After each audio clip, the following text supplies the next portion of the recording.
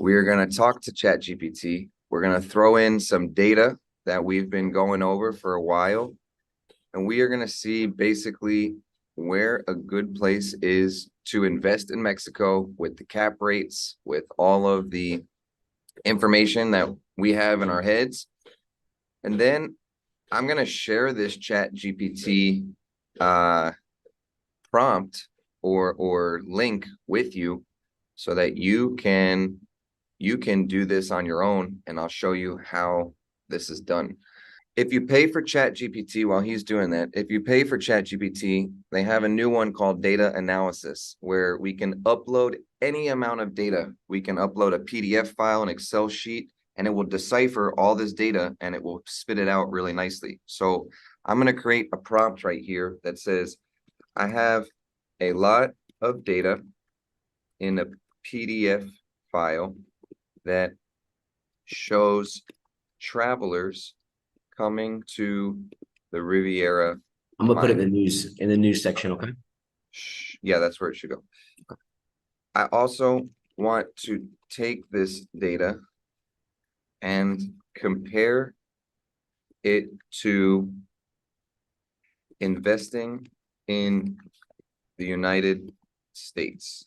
I am going to The great analysis online for data from the best performing Airbnb cities / city. And then I want you to find a correlation between the both and compare cap rates and things like this. Okay. So we're at, like, just so you know, dude, we're up over 500,000 now. We're at 534, 244 last week. I'm gonna upload it. So please wait for me to upload this info, and please be sure to ask me all the questions that you need to know to make a proper comparison. Do you understand? Okay. So it's going to come back and it's going to tell us, yeah, I understand. I'm sitting here going to wait until you upload all this information. So I'm going to come over to the Discord channel where you just put this in here. So we're going to open this. Now we could sit here and we could type in all these numbers. What is this? What are the dates? This is like, this is last week, so it would be November 23 to the 30th. 18th to the 24th 18th to the 24th of November. Riviera Maya numbers, right? So yep. When I open up this this data, we have all this data here. One, it's in Spanish. So if you ever wanted to look at this stuff that we have, you can just upload it into ChatGPT and it will give it to you in English.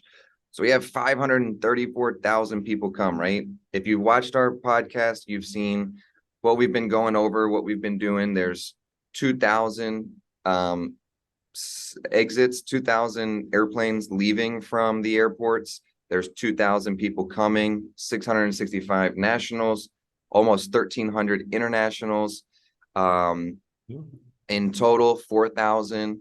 They're coming from Latin America, Mexico, United States, Canada, Europe, and then there's a portion that is coming from other markets, Argentina, Colombia, United Kingdom, France, all these, right? So we're going to upload this into ChatGPT. So I'm going to go back here. I'm going to upload this, and I am going to say, what did I save that as? You didn't. I did. I saved it as, it was the dates. Maybe I said downloads. There you go. Oh man, I can't remember what I saved it as. It was Riviera Maya. I know I did that. Yeah, there it is. Okay. So now we have this PDF. This is one PDF.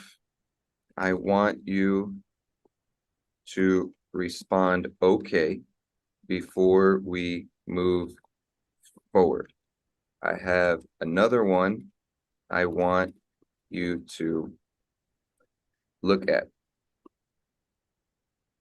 After you say, okay, extract all the important data that you will use in this comparison and put it in an outline format.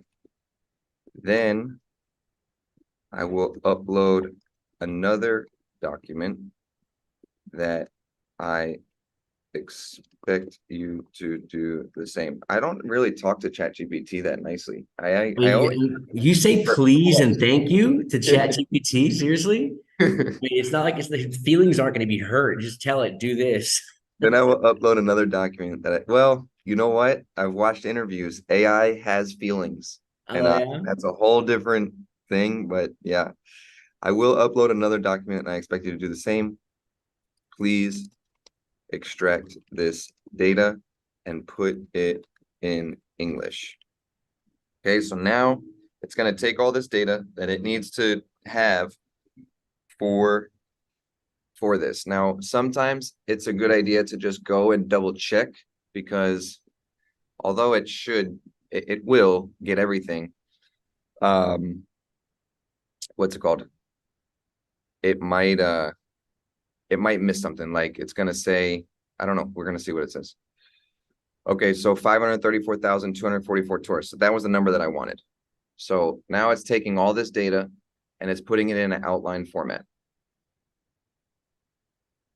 So this is, Imagine having this back in like the 90s in high school, bro, to do like I would be a 5.0 GPA.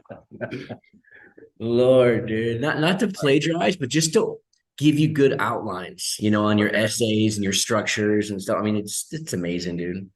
exactly. It's amazing. Okay, so now we have this. Now, back in the Discord channel, the other day, we went through some data um, that you had sent from September 22nd to September 2023. I'm sorry, not September Correct. 22nd, It was September basically 20. comparing last year's numbers versus this year's numbers.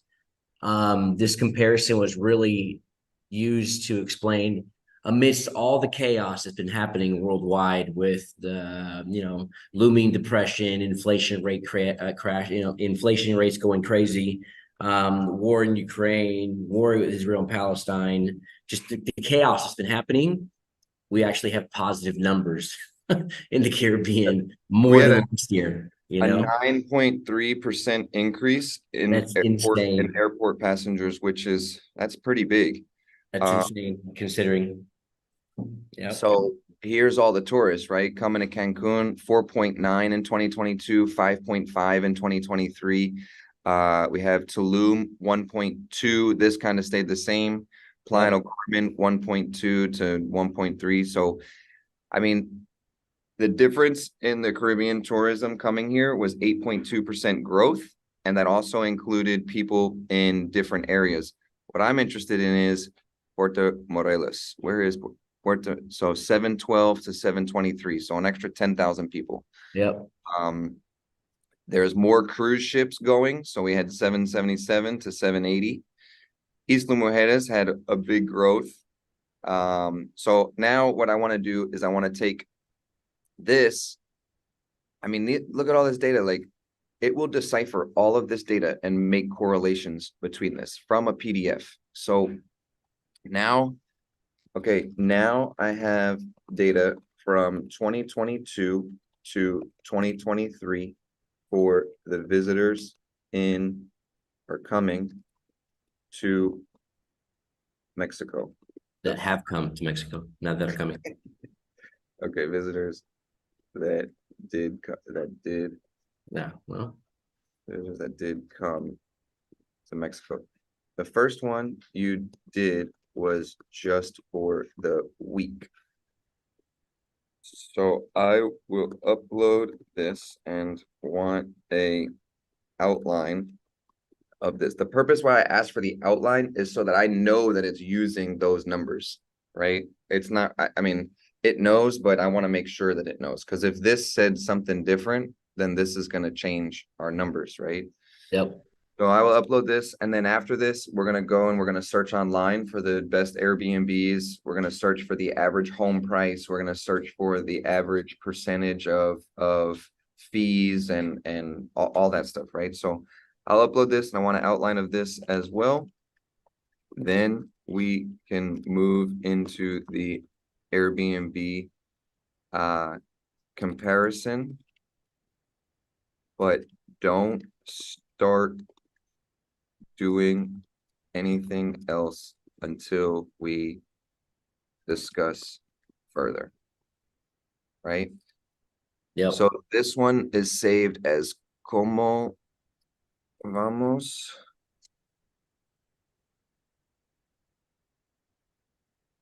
Como vamos right here. Mm-hmm. Okay. So it's going to upload this.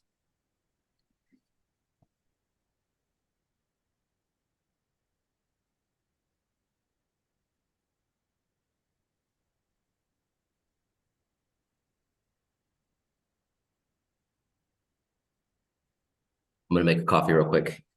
Cool. Hey, so when my grandmother was 68 years old, dude, she started walking 10 miles a day, right? For health reasons, stuff like that. She's 92 years old now, dude. Wow. And we have no idea where she is.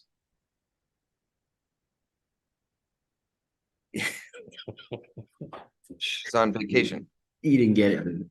She started walking 10 miles a day when she was 65. She's 92 now. We have no idea where she is. She's far away. She's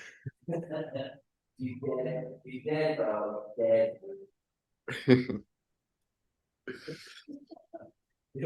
Far away.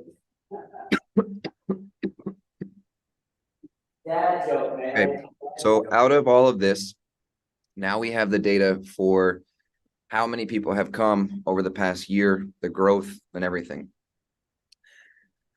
So now what we're going to do is we are going to go on to Google and just type out top Airbnb short-term rental markets for 2022.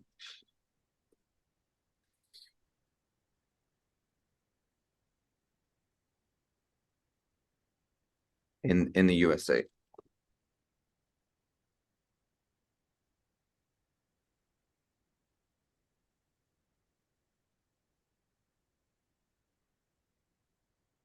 All right. Los Angeles, New York City, if you guys know, I had my Airbnb there for 6-7 years. They just made it illegal this year, and it has completely shattered everyone, these 40,000 listings in Airbnb, as well as my income. San Francisco, Seattle, Chicago, Portland, Dallas. All right. So these are expensive cities. I don't think that anyone watching here is looking at buying in Los Angeles or New York. I mean, I know for a fact that these homes cost well over $1 million. So I'm gonna go back and find like normal cities like Des Moines, Iowa, or I don't know, something like that. I know that Nashville, Tennessee was a really good spot for Airbnbs, but I want to find a state or a city. Okay, Berkeley, New Jersey. Let's do Englewood, Colorado. Let's do Englewood, Colorado, because that's kind of in the middle. I could understand people wanting to go to Colorado and go snowboarding. So, look at this. And it made it easy for me. It already did this. I'm going to type in, I'm going to get these numbers. So we're going to do Englewood, Colorado. So average home price of Englewood, Colorado. This is straight from Zillow. So 522,702 as of today, right? Okay. That's expensive, man. Dang. Yeah, I know. So now I want to switch and focus on gathering data from the Airbnb prices in Englewood, Colorado. Remember, we are making a correlation on cap rates for Airbnb short-term rental in the Riviera Maya compared to investing in a high-performing city in the USA. We chose Englewood, Colorado, based on a Google search. The average home price is, what was it? It was Five, 522,702 yeah. US dollars. In order to find the cap rate, please ask me all the questions that you need from me for just the USA property for now. Yep. I will then give you those answers and don't move forward until I tell you to. So now it's going to ask me to research this information. I'll go and research this. Yeah, this would have been made my whole college career so easy. I would just ask you, okay, what do you need for me to write a successful essay on the philosophy of time that I don't understand from Descartes and his best friend Socrates? And Yep. okay, so now we need to get the rental income. What's the average monthly rental income? So now we're going to go to average. They barely even let us use scientific calculators in high school. Remember, they're like, you can't use it unless you know you're in this class. And because you have, what was that game on the TI-83 where you could shoot it was like Missile Command. Yeah, average monthly rental income, Airbnb, Englewood, Colorado. Okay.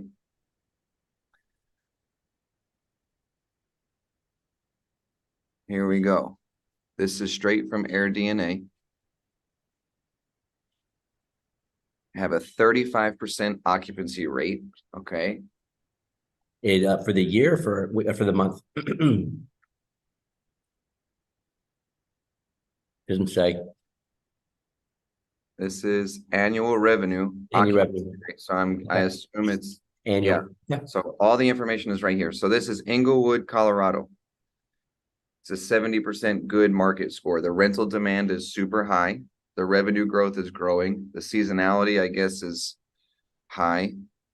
And there's not much regulation. So we have a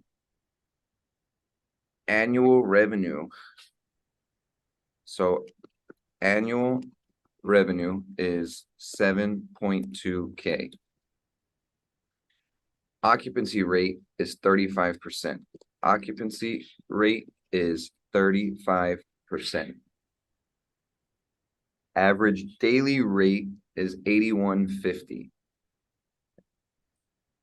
Average daily rate is 81.50.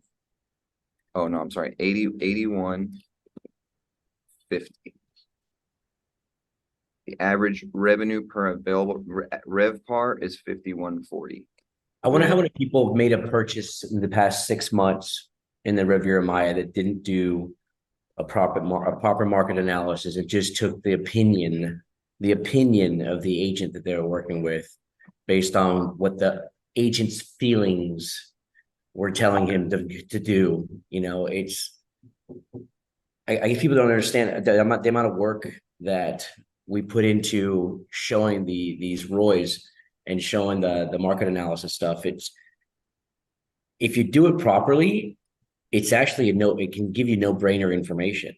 It might not be what you want, might not be the area that I really was looking forward to being next to the beach, but based on the statistics and the market analysis that we're doing for you, you're going to make more money being half a mile from the beach.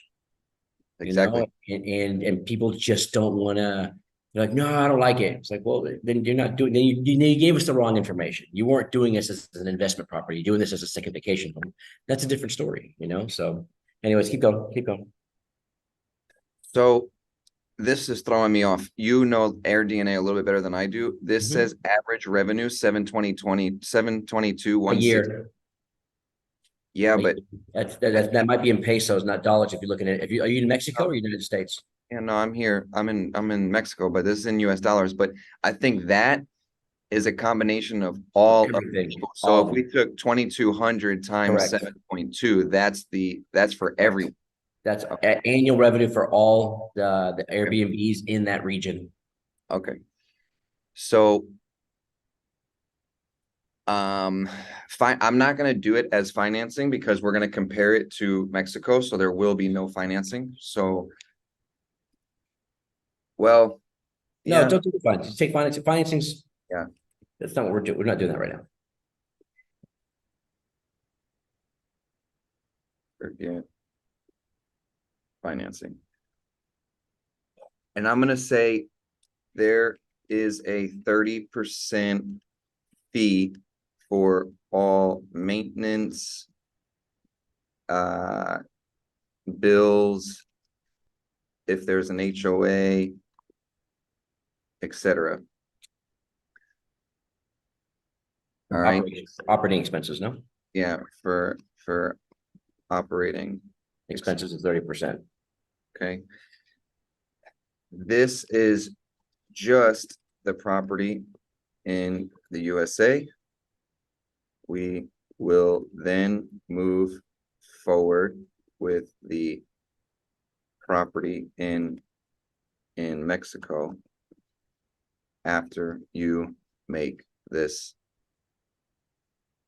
calculation. Okay. So now it's going to calculate the cap rate in Englewood, Colorado.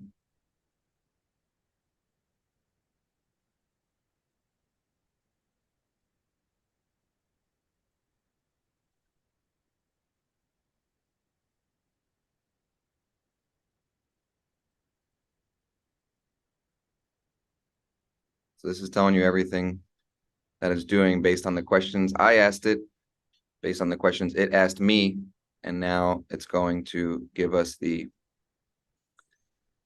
cap rate. So the cap rate in Englewood, Colorado, one of the highest performing Airbnb towns in the United States outside of Los Angeles, New York, the other ones that we were looking at, is about 1%. Now, one thing I didn't take into effect were the laws, because I don't know, because this could be just for one bedroom, like a shared spot, right? But It said there in AirDNA that the laws were low, the restrictions are low. That's what that means. On the left over here, regulations. the laws were low. So what I'm going to tell it to do is say, okay, listen, I think this is just for, because look, that's 61% one bedroom. So that means that they probably are doing a shared room. So I want to be fair and I want to say, okay, look, 7% of all these, look, now I'm just going to copy this and I'm going to say, make a correlation. Okay. Make a correlation between these numbers because I think this cap rate that you created was based on one bedroom shared units. So we want to compare apples to apples with a 2-bedroom home in Mexico and a 2-bedroom home in Colorado. So focus on the 2-bedroom and make it proportional so we can get a fair number, right? That would make sense. So now it's going to say, okay, 2-bedroom was 25% of all of that.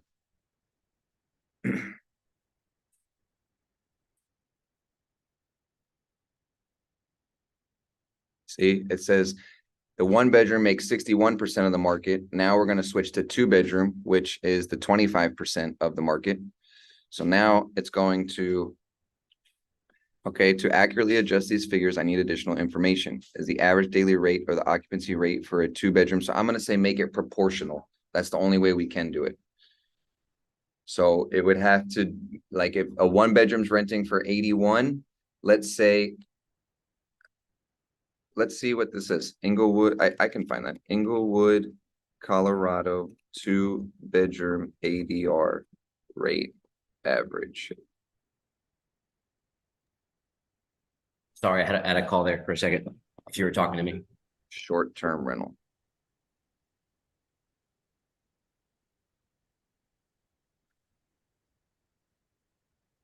Or what we could do is just go to Airbnb and type in Englewood, Colorado. I'm gonna check in not during Christmas, but let's say these days, how many guests? We're gonna have 4 guests for a two bedroom. We're gonna do, okay, so we have, this has 4 beds, 3 rooms, so 137, 2 beds, 88, 2 beds, 121, 2 beds, 100, 2 beds, 132, 2 beds. So I'm gonna say on average about 100 a night. Yeah, 100's good. Right? About $100 a night for 2 beds, 100, 2 beds, 118, Yep. 2 beds, 121. Let's say 110. Okay. Average nightly rate for 2 bed is 110. The expenses will be the same, 30%. The market share is 25, since it represents 25.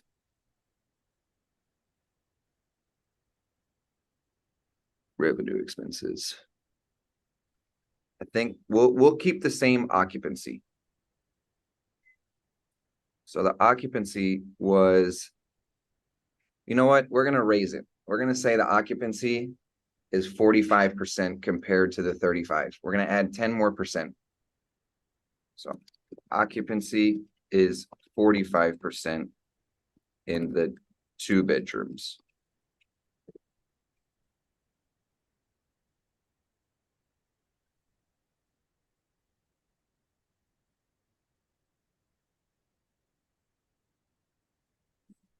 So this is going to give us the cap rate for what Google told us is one of the best places to rent or buy a short-term rental in 2022.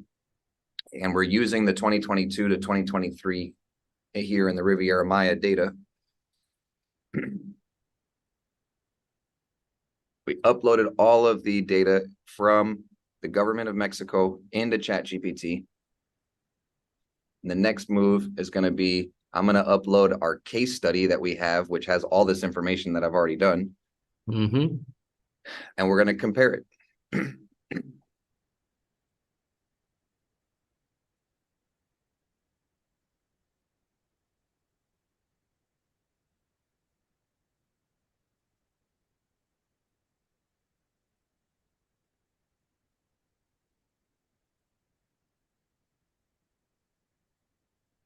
So the cap rate is 2.5%.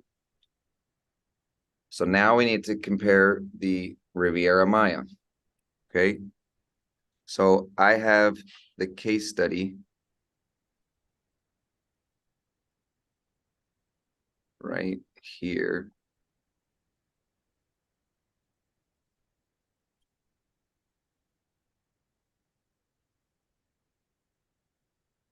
Okay, so this case study is from a unit that I managed that I had never known the lady prior. I managed her Airbnb for her. We grew it by 478% Airbnb bookings in 5 months. But what I included in here was all the stuff. I mean, this has full details. This has the HOA fees. This has the cleaning fees. These have the nightly rates. I mean, I spent some time on this. This is in the Discord channel. If you want to download it, you can join the Discord and jump in here and come into my resources, I think. all of our resources are located right here. So I'm going to upload all of this, and this is going to help ChatGPT.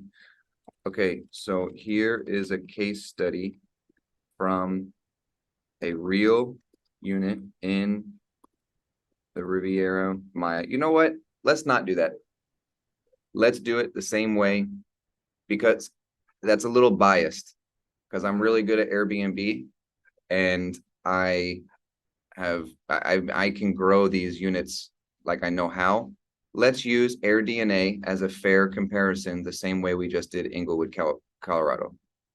So I'm going to say Riviera Maya average home price. 250. Home price for Airbnb condos. Oh. Yeah. I mean, we do know that we had that number. It's 1,115 pesos, like 60.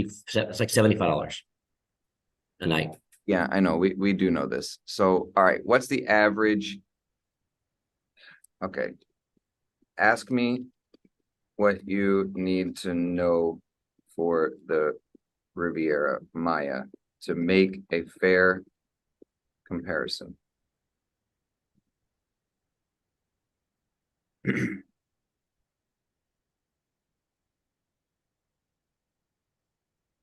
Okay. The average nightly rate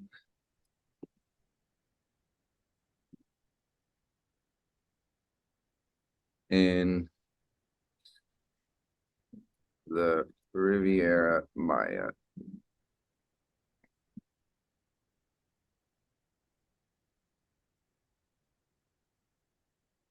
See, this is in the, let's do, because we did Englewood, we're doing a whole region. Let's do Playa del Carmen. Okay.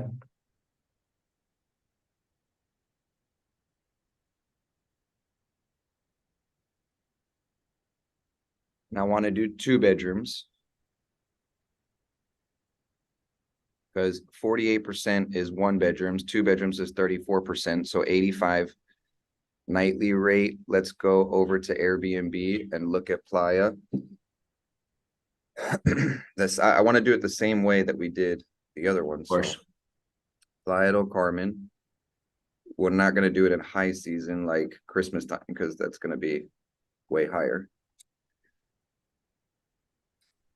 So we got 74, 90, 111, 125, 119, 118. So 83, 80. So let's do $110 average again. Yep. Average nightly price is Well, 110. dude, this is a no-brainer. You don't even have to do anything. If my entry level is $550,000 versus my entry level being 250, but I'm still getting the same nightly rate, and my occupancies are comparable, then it's a no-brainer without even doing all this. That's my point. But I promised everybody I'm going to give them this. I know. I mean, it's just like, it's simple. So I know for a fact the average occupancy rate is much higher higher, than 31. It is. 31%, but we're going to. We've got those numbers right here, anyways. The average nightly rate is 31%, which I hate putting that there because I know it's much, much higher. We're getting like 70% in Tulum for the whole year. I'm going to put a different number here because I know for a fact that it's higher. Like, well, I can tell you, I have the stats right here, dude. I can show you just last week alone. oh yeah, you have the stats. Yeah, we have them right here, bro.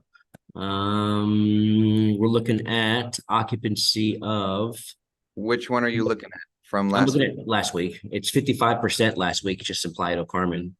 You know, and I have the whole year. I can just add them all together, but it's not 30%. I'll tell you that right now. It's at least 50. Okay, so you're looking at this document right here, and you scroll down, and you went to Keep going right there. right here. So Playa del Carmen, 55% last week. rate 55%. So we're gonna do, And that's low season numbers, right? So it's gonna go up to 70, 80. We were at like 80% occupancy in January, February, March of this year here in Playa. So it's not 30%. I know that for a fact.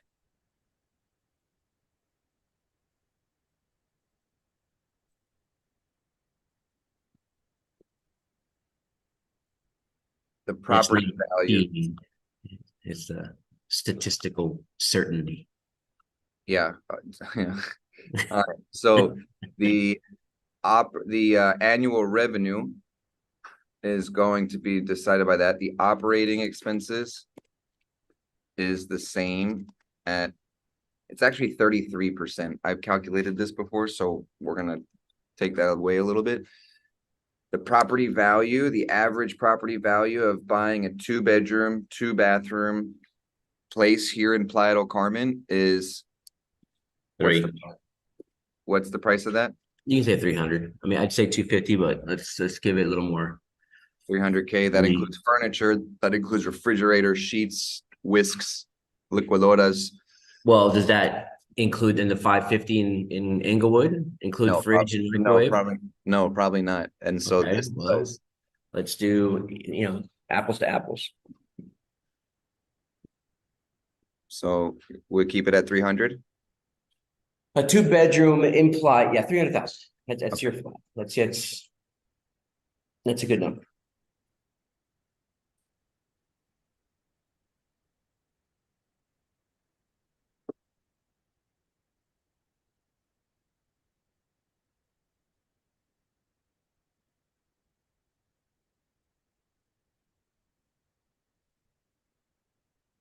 Analyzing, crunching numbers for you.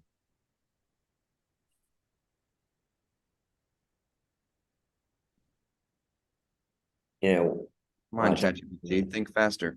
I know, right?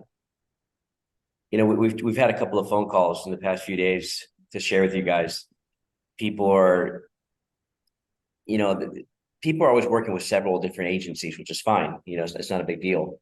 But one of the commonalities that we've been hearing from different people that we're talking to is all these agencies are doing is just sending Google Drives. Like the customers, a client will say, one of you guys would say, hey, you know what? I'm interested. I want to invest in the Riviera Maya. My budget's $350,000. I want a 2-bedroom. And there's nothing done like this whatsoever. And all these drives and these renders and these brochures are just being blasted out. And it's like you as a consumer, you could get that information yourself on Google. Just go to Google and type in real estate in Tulum, and you can get the same information. It's the job, the help you're looking for is really an assessment. Holding your hand, walking you through the gauntlet of, one, the language barrier, two, the legal ramifications of what you're doing and how to do it the right way without getting yourself in a situation where you're going to either lose what you're buying, lose your money, stuff like that. But this is the kind of things that need to be done when you're deciding who you're going to work with. So Now, anyways, I want to take this even further. So this is actually pretty great. It's 2.42% more. You're in Mexico. You've diversified your investments. And this is bare minimum. And I want to upload something here, and then I want to come back to something that you told me the other day of how things are going to be regulated here and what that means, because how this area is changing. So just give me 1 second. I want to put this here because. So you're saying a 2.2% more what cap rate? Here in Playa, according to this data, right? So now you and I both know that this is really low compared to what. No, but what was the cap rate in Colorado? I thought it was like 1 point something. It was cap rate in Colorado is 2.42. That was with the 2-bedroom. Okay. And this is 5%. Almost 5. So this is double. That's huge. Yeah, That's double huge, dude. the thing. So now I wanted to look at the case study from a property that I did manage for about 8 months. It's going to spit out these numbers.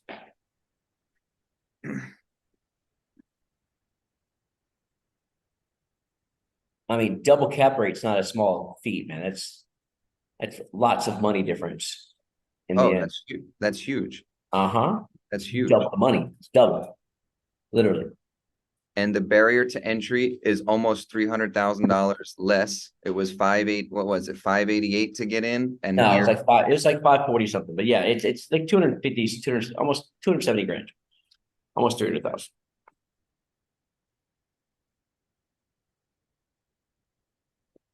so just her return based on the numbers that we had with everything, she spent 395 plus 10,000 in furnishing. The average nightly rate was $153, which we had future reservations at the time of me making this case study where it raised the average to 175, but I did not include that. The occupancy rate we got was 71.1% from May 26th to November 4th, which is a pretty solid number. I included her taxes in here. I included her utility and HOA costs, and she got an 8.16% ROI at a That's 400 phenomenal. $405,000 investment. So let me Money market's at 4.5, 5 right now. So nothing wrong with an 8. exactly. I want to come back here and talk to you. Yeah. So I'm getting eaten alive by the mosquitoes in my backyard. Yeah, I don't know how you're sitting out in the porch, dude. I know where you are, and I would never sit out there. You're nuts. So we have a double cap rate from the highest one of the highest performing short-term rental markets in the United States. There were a couple of them. I picked Colorado because it's in the middle of the country. Mm-hmm. And I wanted to use this activity to share with everybody that they can go and do this themselves. Literally, like you just watched the entire way of what I did, like everything that I did. All the data is in our Discord channel. Now, I think some of the pushback would be, yeah, but it's in Mexico. Mexico's dangerous. I don't own the property. I don't know. What are all the things that Do people you tell me? really own the property in the States? Unless the mortgage is paid off. Well, even if the mortgage paid off, I mean, nobody really owns the property. You don't pay your taxes, the government takes it, right? Yeah, exactly. Okay. So, I mean, So yeah, that's what I'm saying. Now how do we increase that price? Because we didn't talk anything about appreciation. I can't speak on Englewood, Colorado appreciation. uh-huh. I know that during COVID, there was a huge shift in the housing market where people were moving out of big cities like New York City, and there were Uh-huh. fluxes in the middle of the country from, Ohio, Kentucky, Tennessee, all the way out to Midwest. Like people went out there. Yeah. So I would imagine that the housing prices after or during COVID raised. But if you're looking to make an investment right now you're paying a premium on a house that before COVID Was already there. you should have got in early. So my point is getting in early, and this is what made me buy my property here. I these are investment properties. I was super super successful with my house in New York City, and then the laws changed and it completely messed up everything. Could Englewood, Colorado change their laws tomorrow? Everyone can. Everyone They technically can, they right? And we had this conversation before. I've played the devil's advocate on this, right? Yeah, I you're get good. it. I get it. I understand why, me as a citizen, if I want to live in downtown, I can't now because it's just too expensive because Airbnb's gone in there and vacationized my entire city. So now I can't live. I All can't right. So downtown, today right? we are gonna have a yep. So, that being said, if you are looking at a metropolitan area that is predominantly people working like an actual just a normal city, a normal town, not necessarily that lives off of tourism, then I can see that as being a viable, argument for the locals I want to live downtown, dude. And I don't want to spend, $7,000 a month because everybody's doing their stuff on Airbnb. And it's not even a tourist destination. Now, if you look at, for example, Playa del Carmen, Tulum, Cancun, literally, that's their source of income is tourism's number one. There's no export, import. I mean, it's tourism, right? So it makes sense. You have, and we've had this conversation about, gentrification and displacement of the locals and stuff like that, and what can be done, how we can fix that and make it better. And it's being done. I think Playa del Carmen is actually a very good model, and Cancun as well. You've got the tourist area where the workers work, everybody works, and they live in affordable areas where the housing's not just gouged by price gouging with Airbnb, stuff like that. But can the laws change here? They can, but I think it'd be more putting up to par with what the hotels are having to do. In other words, the hotels have to pay a guest tax that's just required. They also have to pay a waste tax, because of the waste tax based on occupancies and based on where the hotel's located. Those are things that the hotel has to pay to be a part of the tourism industry in this region. So I don't think that it's unfair to ask Airbnb people to pay those same taxes, because that's literally what you're doing, is providing the same service, for the hotels that are not all inclusives. So I could see things being imposed. Now, what I would like to see, which I don't think is going to happen, is Airbnb lowering their fees to absorb some of that cost. Who's going to pay is the end user. It's not, I mean, the host isn't really going to pay these extra fees. They're just going to raise their price to absorb that extra cost. Is going to get passed on to the end user. And the end user has no real out. They're going to stay in a hotel, go to Airbnb or Booking, and you're kind of getting monopolized into having to pay it if you want to come here on vacation. So it's really not fair to the end user, the consumer, right? If you want to go down that road, we can get into a long debate on whether that's actually fair and ethical to just pass that cost on to the end user. But really, it's not. You're being forced as an owner to do that because the fees and fees and fees, and you still got to make money on the back end, right? So I know it sucks what happened to you in New York. There are squatter laws in Mexico as well that are very, very one-sided. Well, that's the squatter part. I'm just talking about Airbnb. Airbnb Yeah. was Yeah. I'm tangenting off. In Mexico, if someone stays longer than 28 days in your property, if you rent through Airbnb for 2 months, you're at a risk. You're running a risk without having some kind of a contract that's actually notarized and signed, because in Mexico they can squat. So it's better to not do these long-term. If you're going to do a long-term rental longer than 28 days or a month rental, then it's get out of the Airbnb, talk to the guest, and do an actual rental contract in Spanish, notarized with a deposit. And I mean, there's a lot of things you have to protect yourself, because if they decide not to leave, what happened to Nick in New York can happen to you here in Mexico, So having a property management company in place that understands the laws, understands the ins and outs, understands what can happen to you, understands what happens when you get a big giant sticker on your front door that says clausurado, basically done. You can't run your business anymore out of this apartment, because that's going to happen because you didn't change the use of the property that you have registered with the tax companies or the tax entities. You're going to get yourself in trouble. And you're going to have a terrible guest experience. You're going to have to restart your Airbnb account again. They're going to say, we have no electricity. We couldn't get the keys. We couldn't get in. Or there's a big sticker on the front door that says you're running an illegal business out of here. I mean, all that stuff is bad publicity, and these are laws that are coming into place, and there's more coming. I think that's what you're hinting on, there are more laws coming. They're not being put into place to hurt you as an owner. It's actually here to legitimatize. How do you say that word, man? My English is getting worse. My Spanish is not improving. Make it legitimate. Make it legitimate. I could have said that, but that's not what I wanted to say. And it's because it was a wild, wild west for such a long time down here, which is what was so enticing, right? That's why there was, high risk, high rewards. I mean, that's kind of what kind of goes hand in hand with each other. But it's changing for the better. I've seen it change little by little. It's not black and white one day to the next. It's one little brick, brick. If you look at the data as well, because I always like to do this, is 85% of the GDP of this state depends on tourism. And when you look at all these flights, you look at them building the train, building the airport, right? Yep. Then you look at the amount of rooms. There's literally not enough rooms to hold all these people.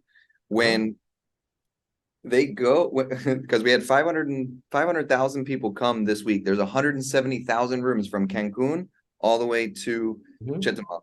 Yep. Obviously, a room could hold 4 people. So Well, that's it's changing now. That number is going to change. I think it changed this week with the new Dreams Tulum by Dreams Hotel in Aldea Zama that just had their grand opening. so what? Right. That added another 1,000 rooms. No, like 300 rooms, something like that. It's not So that we're big. roughly around 171,000 rooms.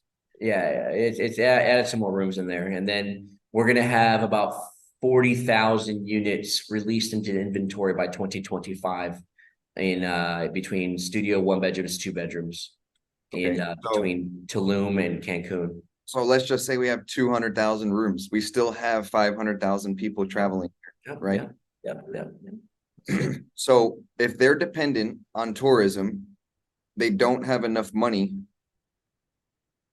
If I was a government official, that would be a concern to me. And I don't think that, why would we cut off our money supply for this region, for the economy of this region, when the only export we have is sand to make glass and a couple tools? Like that's what it is.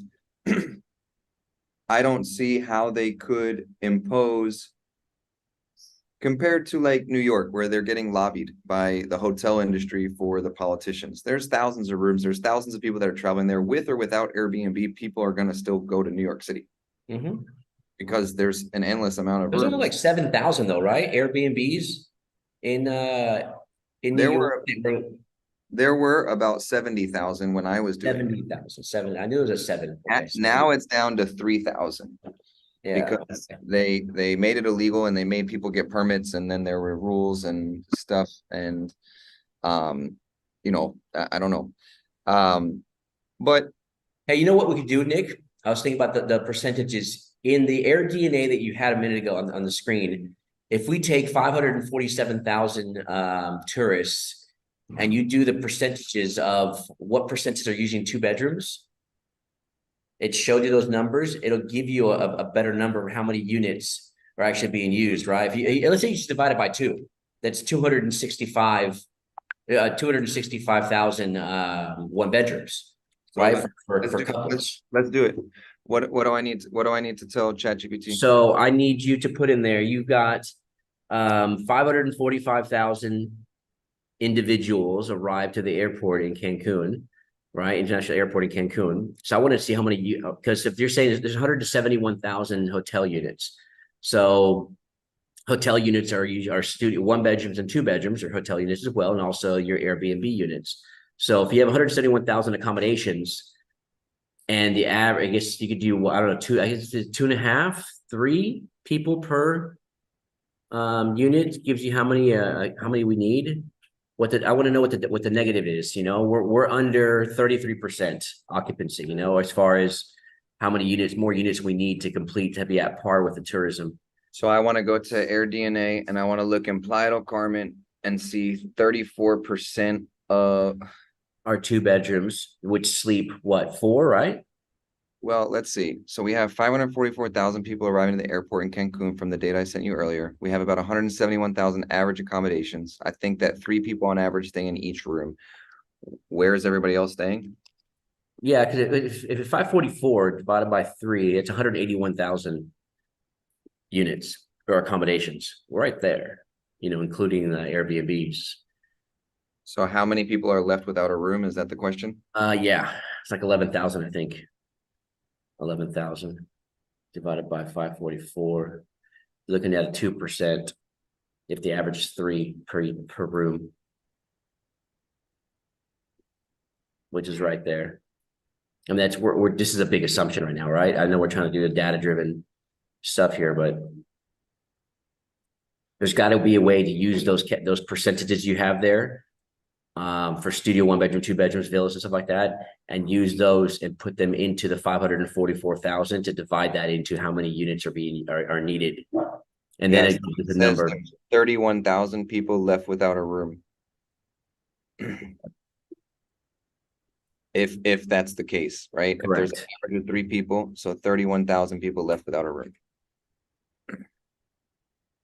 And that's just per week, right? So like, Yep. Yep. Yep. Yep. I mean, there's so many factors that go into it, but this data is really cool to take a look at and um see this. And then the data shows it's double the cap rate from Englewood, right? And it's a cheaper amount of money to purchase the property here. So you're getting in at a cheaper price and making double the return. Although obviously it is proportional. Actually, no, it's not, because it's 110. It is double. It's $110 average nightly price. I'm saying that's huge, dude, on cap rate Yeah, double. yeah, yeah. If you were in the States and you're going to go get a bank loan and you're showing a double cap rate, your property value is literally 50% more. So you can actually get that equity loan based on your cap rate. Exactly. Exactly. So what I'm going to do is I am going to share this ChatGPT link, and you guys can mess with it. You can go back and rewind this video if you want to do your own, due diligence and figure out. I mean, you can do exactly what I did. Like, let's say someone watching this is looking to purchase in Miami. Just go back and watch the video, click the link to join our Discord, get the case study, set up a meeting with us. We have all this data that we could share with you. I wish I could share it. Maybe I'll start putting that in my resources tab in the Discord channel. And you can go and talk with ChatGPT. Now, I will say I pay the $20 a month for ChatGPT 4, which allows me to upload data, upload PDFs, upload all this stuff. Yeah, it's worth $20. It's I worth bet $20. it If is. I didn't have ChatGPT, I don't know how I would live.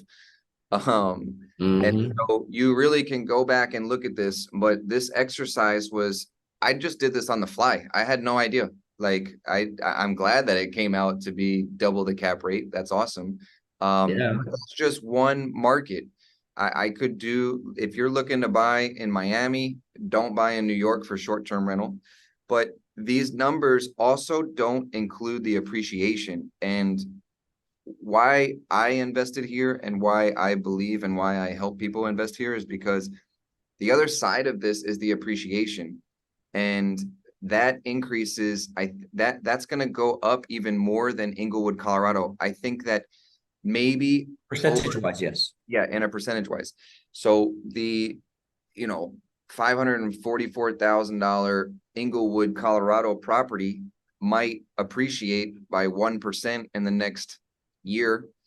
Whereas based on your data, and if you have a really good property management company here, you're not only selling a home when you do decide to, you're also selling the business. So there's a lot of factors that go into that, and that appreciation, not only the land, the location, whatever kind of house you purchase, it also includes that business that's behind it, which if I was somebody that wanted to buy something and you bought it for 300, in 2 years from now it's worth 380, but you're bringing in, an extra 40 grand a year or 30 grand a year profit. Yep. Now, that 380 property is now worth 410 just because it has a functioning business behind Now it. that argument that the astute investor would give you is that's a perceived value, right? So that value doesn't have any worth unless it's sold at that price, right? So you can tell me my property is worth 80% more, but until I sell it, it's not really going to give me anything here, right? Exactly. Okay, but although I'm not putting a freaking hole in your balloon, deflating what you're saying. It makes what you're saying is completely true, and I agree with it. It's just I know we've got the people that we're going to see the video are going to have that argument saying, yeah, but you have to sell it to actually see that value. We get that, we understand that it's not We're not just ignorant saying, oh, So it's worth just, yeah. So $500,000 just sell more. it at what the value of the market is. Like, Yeah, that's I'm it. just saying that the Airbnb business behind it is just an added bonus, which there could be some value there from And that. and get away from Airbnb. Long-term rentals do very well here. Yeah. I Long-term mean, permanent rentals, I'm renting long term here myself. getting into the long-term rental market is actually going to lower that operating expense of 30 something percent to like 15, or even less, because you're not paying electric, you're not paying water, you're not paying utilities, you're not even paying the HOA in some cases, where all you're doing is just collecting that check, that mailbox money on your property, and the renter pays all those bills, right? So on top of that, you're not paying a property management company taking a chunk every single month either. That 30 something percent is lowered drastically to practically nothing. And if you get into the 2-3 bedroom condos or into the villas in Tulum and start creating livable environments for people to come and live with their families, you're going to get good long-term rentals of people that should live and work in Tulum and have to not have that headache and be a landlord, quote unquote, right? And have better returns. I mean, so those numbers don't necessarily have to go Airbnb. And people have been renting in Playa before Airbnb, and they're going to be renting in Playa after Airbnb. It's been around. This is a destination, and there's lots of other avenues to get your rentals. How are the mosquitoes treating you? You gonna Oh, get they're dengue getting, yet? no, I came out here for a reason with this Yeah. repellent, but they are here. So yeah, I'm gonna put this in in the Discord channel. I'm gonna include the link to this ChatGPT what's it called? Chat there so that you can look at it, you can copy the prompts, and then we'll be back here next week. And sounds good. Sounds amazing. All right. Thanks, man. See you guys. Peace.